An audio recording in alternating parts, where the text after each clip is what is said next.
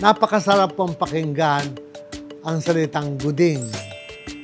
Ibig sabihin, ako ay bading, pero sa inyong pananaw, I am very, very good.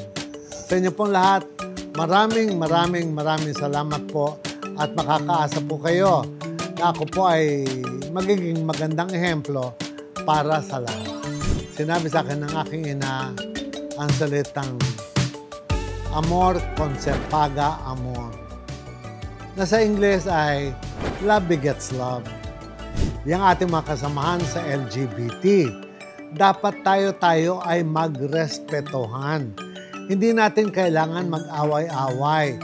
Tanggalin mga pilingera, maganda ako, beautiful ako, sexy ako. Hello! Hindi naman kayo mga truliling girls sa zoo. Sa inyo lahat ng aking mga milyong taga-subaybay, lahat ng mga kagandahan, lahat ng graduate ng isang gunting isang suklay, lahat kayong aking mga kabarangay. Mahal na mahal ko kayong lahat.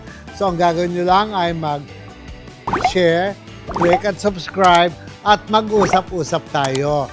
Dahil ang pag-uusapan natin ay talaga namang masasabi kong the ultimate.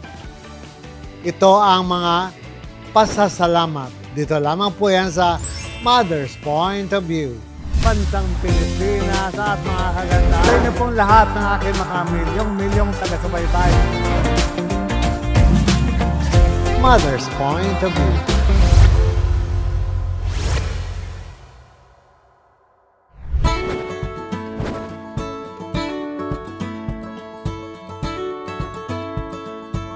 Sa inyo pong lahat ng aming mga taga-subaybay, lalong-lalo na ang mga aking napakalawak at napakalaking kabarangay. Hindi po sapat ang sabihin ko sa inyo lahat na thank you. Para po sa akin, gusto ko parating po sa inyo ang aking taus-pusong pasasalamat. Pasasalamat sa inyong suporta, pasasalamat sa inyong paniniwala, pasasalamat sa inyong pagtaguyod sa mga values na sinishare ko sa napakaraming tao. Inaamin ko po, ako po si Mother Ricky Reyes. I came from an old school. And it's very flattering na mababasa ko, Ricky Reyes, old school, guding. Napakasarap pong pakinggan ang salitang guding. Ibig sabihin, ako ay bading, pero sa inyong pananaw, I am very, very good. Sa inyo pong lahat, maraming salamat po at makakaasa po kayo na ako po ay magiging magandang ehemplo para sa lahat.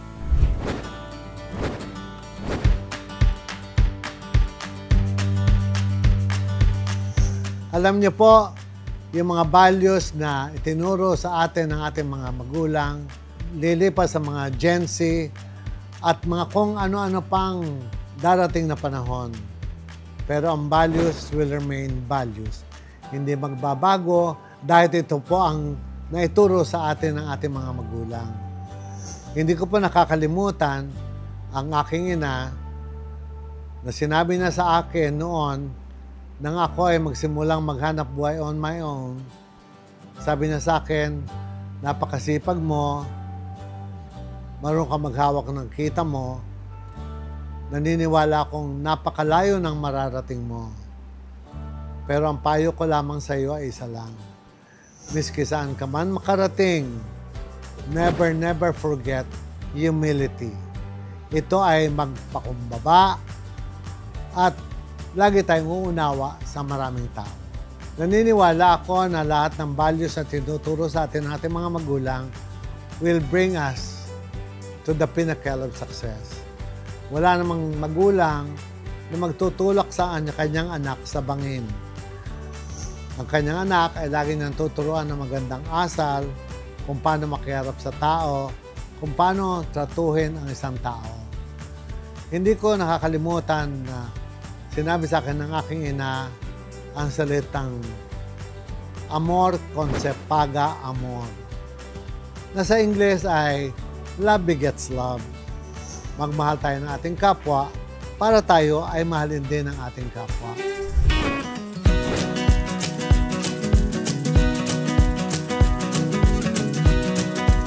Ganon din po ang patakaran na pinaiiral ko sa aking hanap buhay. Minamahal ko ang aking mga customer, ginagalang ko ang aking mga customer, at binibigyan ko sila ng importansya para in return ay gagawin din nila sa akin ang mga binigay ko sa kanilang patakaran ng pamumuhay.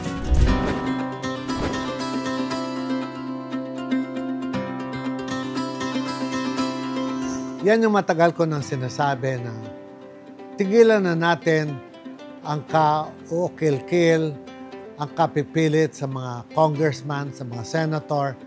Nagpasa ng bill para tayo ay tanggapin, para tayo ay galang, lahat-lahat yan. Nasa papel lang po yan. Ngunit, yung igalang ka ng napakaraming tao, yung respetohin ka, at gayahin ang mga ginagawa mo, I think is the highest point of the epitome of respect. Yun lang naman ang kailangan natin eh. Respetohin tayo ng ibang tao. Much more yung ating mga kapanalig. Yung ating mga kasamahan sa LGBT. Dapat tayo ay magrespetohan. Hindi natin kailangan mag-away-away. Tigilan na po yung mga bangayan. Mahalin po natin ang ating kapwa. Sabi nga ng nanay ko, amor con se paga amor. Mahalin natin ang ating kapwa dahil matagal ko nang sinabi, bawat bading, bawat tukling, mang-away na kayo ng 10 babae, 10 lalaking sabay-sabay, pero huwag ng isang kapwa nyo bading. Dahil ang makakaunawa sa atin ay tayo lang. Alam natin sa sarili natin, anong nararamdaman natin, saan tayo masaya, anong gagawin natin mabuti, para tayo ay respetohin ng ibang tao. Madalas kong sinasabi, ayaw kong ang mga bading ay nagmumuher, nagbibistida sa kalye, dahil nagmumukha silang katatawanan. They're becoming like a monkey in a cage na pinagtatawanan ng publiko. Sabi ko, meron naman lugar kung saan tayo ay pwedeng magmuher. Ayoko pong saktan ng damdamin ng mga bading. Ako po ay muherista din. Nagdaan din po ako sa pagkababae at ito po ang aking mga litrato. Kita nyo naman kung gaano kaganda ako. Very respectful ang dating. Pero yung aking pagmumuher ay kailangan sabihin ko sa sarili kong tumigil ka na, Ricky. Kasi ang pagmumuher ay hindi habang buhay. Dapat mo nang isipin ano ang iyong kinabukasan. Hindi naman pwedeng habang buhay ay nakabistida ka. Naiinggit nga ako kay Tekla, kay Donita Nose, kay Vice Ganda. Naiinggit ako sa kanila kasi yung pagbibistida nila, pagmumuher nila, nagagawa nilang hanap buhay. Dito sila kumikita. At natutuwa din ako sa mga baklang bikonera na ang gaganda nila, as in magaganda pa sila sa mga babae. Pero ginagawa nilang hanap buhay. At yung iba, nalaman ko, nagtayo na ng mga shop na skin salon, skin center, nagpapaganda ng balat, naggagawa ng mga dripping session, na kung saan yung kanilang pagpapaganda ay nagagawa nilang ehemplo para sila ay maghanap buhay. Pero yung maging katatawanan tayo, yan po ang hindi ko gusto. I don't want us to be like a monkey in a cage na tinitignan ng tao, hoy, ginaganyan-ganyan tayo. Ang gusto ko po ay paggalang. Yung paggalang na yan ay makukuha lamang natin kung igagalang din natin ang ating sarili. Kaya nga, mga anak, mga tukling, mga bading, magmahalan tayong lahat. Unawain natin ang bawat isa dahil naniniwala ko, pagdating sa dulo at malungkot ang isang bading dahil iniwanan ng jowa na ubusan ng datong, ang lalapit sa kanya ay kapwa din niya bading. Alika nga dito ate, naku, may papakilala ko sa bongga-bongga. Ganun tipo. Oy bakla, may hanap buhay ka ba? Alika dito, tumulong ka sa chef ko, mag-shampoo ka, kikita ka. Those are the examples that I wanted us to do. I don't want us to be playing in a playground na pinagtatawanan ng tao.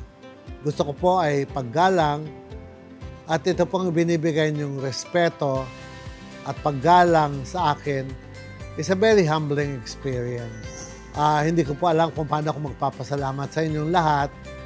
But then again, wala pong katapat na pasasalamat yung respeto, yung paggalang nyo na binibigay sa akin. Makakaasa po kayo na tutumbasan ko to ng higit pa sa inyong nakikita sa akin. Siguro po, ako lamang po ang bading na hindi nyo nakikita na nagbabarangay tanod, nagro-ronda gabi-gabi at naghahanap ng lalaki.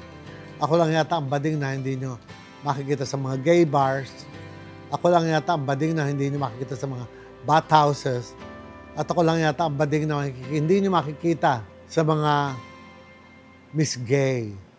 Dahil hindi ko gusto, but this is what I want for myself. Dahil naniniwala po ako, for people to respect you, for people to idolize you, you don't become an idol just like that. Ang idol ay parang isang maningning na bituin. Nakikita sa langit, nagagandahan, at bihirang makita. Kumbaga, hindi pagala-gala at hindi pakalat-kalat sa kalye, kaya sila nagiging maningling kagaya ng mga bituin.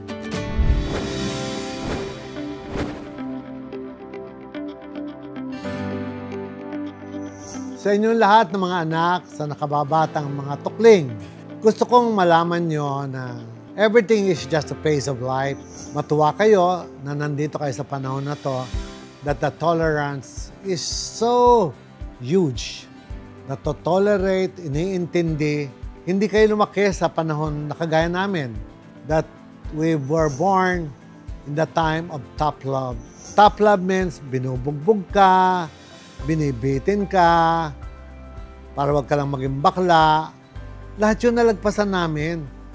And that time, wala naman mga mental health. Ngayon na lang nauso yan. Hindi ko nga maintindihan bakit kailangan pa mauso yung mga mental health. It is as simple as accepting what you are, accepting what you want, and do the best of what you want to yourself. Hindi nyo na kailangan mag-self-doubt. Kasi pag nag-self-doubt kayo, mag-isip kayo ng gusto, mental health na siya. Hello mga anak, napakasimple ng buhay. Let's live and let live. Mabuhay tayo ng masaya. Kung di kayo matanggap ng tatay nyo at mga kuya nyo, sigurado namang mahal na mahal kayo ng nanay nyo at mga ate nyo. This is not the time of tough love anymore, and understanding is so huge. Napakalawak ng pangunawa at pag-intindi ng tao ngayon. Dahil sabi nila, maluwag na nga daw ang damdamin ng mga tao sa mga bagay-bagay sa mundo. Mga anak, it's just as simple as facing the truth, knowing what you want, do what you want, and you don't listen to everyone. But then again, sisiguraduhin niya lang na tama din yung gagawin nyo. Huwag kayong nagpapapakinig kung kani-kanino. Basta isipin nyo, what do you think is best? Siguro naman, pag sinabi nyo, gusto ko maging good makeup artist, alam mo ang mga tatahakin mo. Pag sinabi mo gusto magaling na hairdresser, magaling na fashion designer, magaling na decorator, you will know the ins and outs step by step and just do it and you'll become successful as others. Yun lang naman ang hinahangad natin. Yung makilala tayo sa larangan na papasukin natin at igagalang tayo ng tao dahil tayo ay magaling na artist. Natutuwa nga ako sa mga tukling dahil ang gagaling ng mga artist, very artistic, kemedora, etchosera, mga palaka, madaling gumawa ng pera. But then again, you should learn how to control your emotion.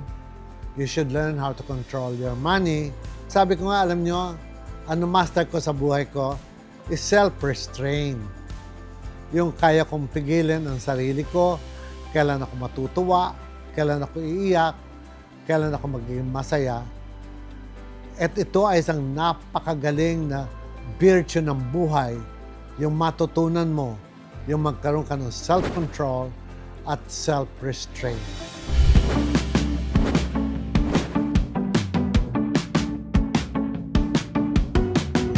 You know, it's very simple. I just wanted you to be true to yourself. Tigilan natin yung mga pilingera. Yan ang bagong word. Tanggalin yung mga pilingera. Maganda ako, beautiful ako, sexy ako. Hello! Hindi naman kayo mga true-living girls sa zoo. Pagka magpapaganda kayo, go! Pero pag sinabi sa inyo na hanggang dyan ka lang, hanggang dyan lang. Dapat tanggapin natin yung ating hangganan. Kagaya ng nabanggit ko one time kay Tony Gonzaga, na dapat alam natin yung sarili natin. Kung merong mga lalaki na sasamahan tayo, well and good. Enjoyin natin yung mga panahon na kasama natin sila. Pero pag dumating yung panahon na sila ay nag-asawa, nakatagpo na ng muher, stop na tayo. Get out of the sin. Huwag nyo nasaktan ang sarili nyo dahil kayo lang ang masasaktan. Tigilan nyo yung pagka-masokista, okay? Dahil we should love ourselves. Stop punishing ourselves. Kung ang sabi ko kay Tony Gonzaga ay iba ang mani sa butong pakwan, ngayon naman po hindi ko nagagamitin yan. Huwag nyo pong kalilimutan. Again, mga tukling. Iba ang babae sa mga tukling. Iba ang regla sa miso. Huwag nyong kalilimutan yan. Dahil yan ang katotohanan. Okay? Beware. Tigilan ang mga pagkapilingera dahil wala kayong makikitang regulations sa inyo. Ang mangyayari lamang ay miso. Kung ano man to, tayo na lamang ang nagkakaintindihan mga juding. Dahil ito ay buhay natin. Walang makakaintindi sa atin, kundi tayo lang.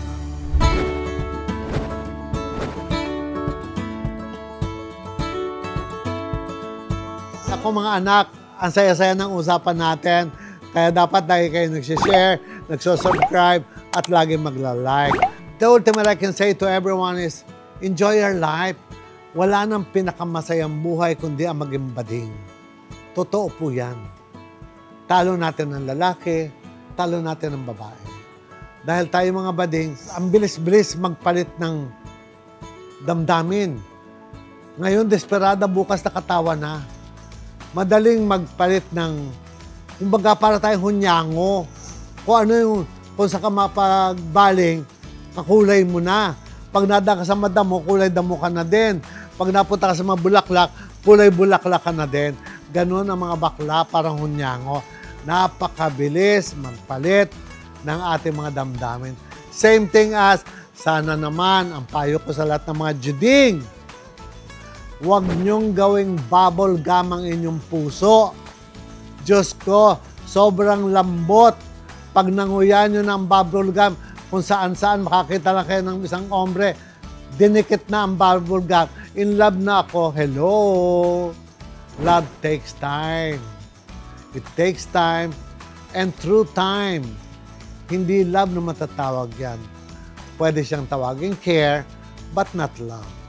Love will take so much time, so much trials, so much pagsubok sa buhay ang dadaanan nyo bago tayo makarating sa pagmamahal. But care, I will subscribe for that. A lot of men will also care for you, basta pakitaan nyo lang din ang pagmamahal. Mga anak, magpakatotoo tayo sa sarili natin. If it's our time, it's our time. Pag hindi natin time, out, that's simple. Again, dito lamang po yan sa Mother's Point of View.